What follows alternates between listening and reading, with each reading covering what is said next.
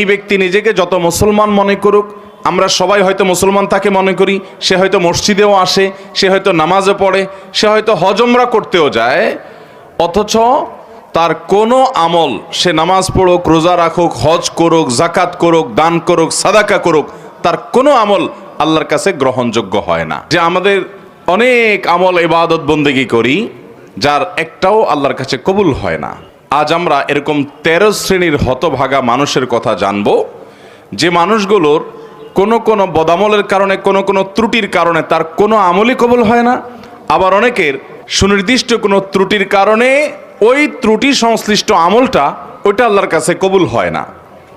কারা সেই হতভাগা যাদের সে আমল, ইবাদত কষ্ট করে করা নেক আমল, সেটা আল্লাহ তাআলার কাছে গ্রহণযোগ্য হয় না? এর মধ্যে সর্বপ্রথম যে শ্রেণী মানুষের কথা আমরা বলবো, তারা হলো কুফর এবং শিরকে যারা লিপ্ত। কিসে লিপ্ত? কুফর এবং শিরকে লিপ্ত। আপনি নিজেকে মুসলমান দাবি করছেন, নামে মুসলমান, অথচ আপনার মধ্যে শিরক আছে, কুফর আছে।